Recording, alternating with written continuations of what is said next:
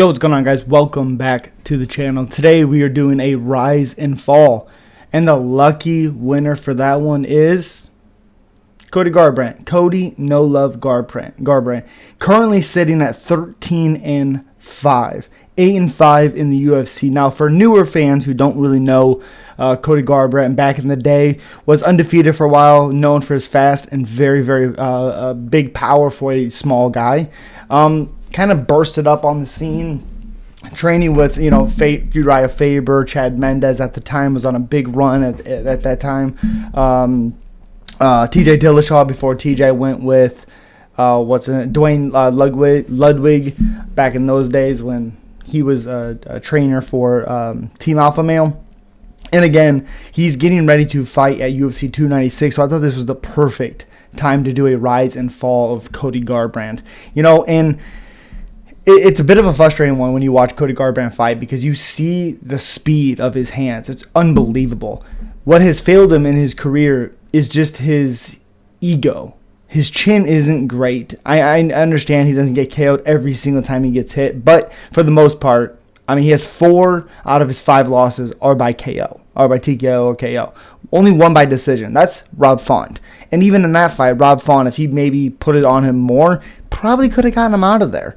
But being a little bit weary of the counter, of the possibility of a counter of Cody Garbrandt, Rob Font still didn't really pull that trigger. Beat him every round besides the first round when Cody Garbrandt became a wrestler for some reason, which, okay, sure.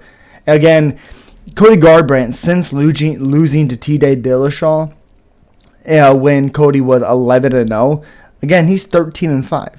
He's 2-5 since losing to TJ. He's lost to TJ twice, got knocked out by Pedro Munoz, again being KO'd by TJ both times, beating Rafael Sunsao in a very boring fight up until the knockout, loses to Rob Font, moves down a weight class, which was awful because his chin was already bad enough, and gets destroyed by Kai Kara-France in a fight that really wasn't even competitive nor interesting, really. We all knew what was going to happen. Does come back and fights Trevin Jones, where the biggest problem with Trevin Jones in his UFC career was he wouldn't pull the trigger. And we've seen when he pulled the trigger, he had success. Mario Bautista, his debut fight, which was overturned to like a marijuana thing or something like that. But yeah, Trevin Jones, I'm not in the UFC anymore currently, but again, TKO'd Mario Bautista, and Mario Bautista is pretty damn good. Finished him on the feet. I believe he's the only one to finish him on the feet. I think Corey Sandhagen has a armbar finish over him. But just Cody Garbrandt, 10 finishes, 10 TKO or KO, no subs, wins or losses. But yeah, finished 4 times, 3 straight ones as well. Now we can say, all right, he learned a little bit with the Sunset fight, cool, but he looked terrible in the Rob Font fight. And besides Rob Font not really going for it at all in that matchup, kind of picking his shots, playing with him a little bit, probably could have gotten a finish on that one. He doesn't either. He does not finish him. He's the only one not to, which is wild to me. And then a guy like Kai Kara-France, which, again, we all knew the result of that.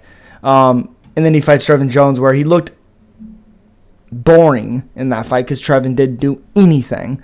And we can't say it's because Cody Garbrandt was being so active that's why Trevin couldn't do nothing. No, Cody really wasn't being that active either. It's just, again, the biggest criticism of Jones was wouldn't let his hands go. He wouldn't really fight in a lot of his matchups. He would kind of take pictures too much. He did the same thing when he fought Sadiq, who got released from the UFC for some bull crap.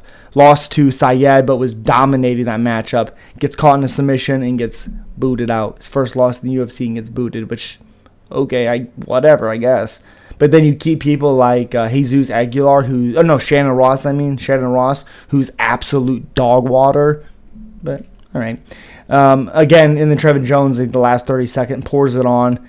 If he would have done that, 2.5 rounds before, he maybe could have gotten a finish. Because, again, Garbrandt's chin is not good. I understand it may not be as bad as it is talked about, but it's bad. That's the reality. That's why his output's down. That's why his activity and all these things are down. That's why. Because he doesn't want to be offensive. He wants to pick his shots because he can't take a shot. He can't take too many shots, I guess that would mean. And now this weekend he's fighting Brian Kelleher. who is not the biggest power puncher, but he's very well-rounded. Fast, really good chin. Only person to finish him on the feet was, what's his name? John Lineker. Has been submitted 8 times. Not even planning 1 second for Cody Garbrandt to submit him. That would be ridiculous to think. But he has been finished 9 times out of 14 losses. Again, no. Cody Garbrandt, no. 18 finishes out of 24 fights. He has lost by every single thing in his career. 8-7 in the UFC. Brian Kelleher is just better. Overall, he's better. Cody Garbrandt is not a submission guy, so he's not going to submit Brian Kelleher. So, the reason why he is on this list is because he was 11-0. He is 13-5 at this current moment. That's 2-5, like I said, out of his last 7 matchups. And it's 2-2 in his last 4. And he's had a lot of cancellations. Supposed to fight Davis and Figueiredo. Supposed to fight Roddy Yaya twice. Julio Arce once. And then he fought Trevin Jones. He's supposed to fight Mauro Batista. Doesn't happen. And then he fights now Brian Kelleher. And it just... We're never going to see Cody no love again. The crazy, unbelievable performance he had with Dominic Cruz, we will never, ever see that again. And it definitely does suck. He's only 32. He'll be 33 in what? July? Yeah, July. Still trains the Team Alpha Male. I believe he trains also somewhere else, if I'm not mistaken. He may just train at Team Alpha Male. He's on 1 fight winning streak, as we talked about, against Trevin Jones. The fall of this man is unbelievable. Again, having the performance that he had against Dominic Cruz, you just don't make this stuff up. You don't make it up. 25 years old, defeating Dominic Cruz, getting the title shot, and then having this crazy rivalry with TJ Dillashaw. I believe even on the Ultimate Fighter they were on. I'm pretty sure they did an Ultimate Fighter. Pretty sure. And... yeah, I'm pretty sure they did. Oh yeah, they did. Yeah, it's just one of those things. I think with a guy that sometimes you see it with like heavier guys. Like Alistair Overeem had a stint where he couldn't take a punch, and then he would figure it out, and then he would get knocked out, and then he'd win 3, 4, or 5 in a row. So. With Cody Garbrandt, it's concerning because he's fighting these lower guys and he makes them look like they have crazy power. And it's just the matter of the fact is Cody Garbrandt cannot take a punch. Again, Brian Kelleher doesn't have big power in his hands, but even if this fight goes to decision, expect Cody Garbrandt to get hurt a couple of times. That's the reality of it. And Brian Kelleher is not going to sit back. He's not going to sit back and he's not going to wait. He's not going to be lethargic in this fight. He's going to go right at him. He's going to close the distance, look for takedowns, look to beat up Cody Garbrandt, and I expect Brian Kelleher to get a finish. I think his ground game is really good. I think his top control is really nice. And I think if he can get in a very dominant position with Cody Garbrandt, he really can beat up Cody Garbrandt. Now, if you're trading big punches with Cody and you get into a war with Cody, yeah, Cody might be able to catch you. But Cody is just not that guy anymore. He's never going to be champion again.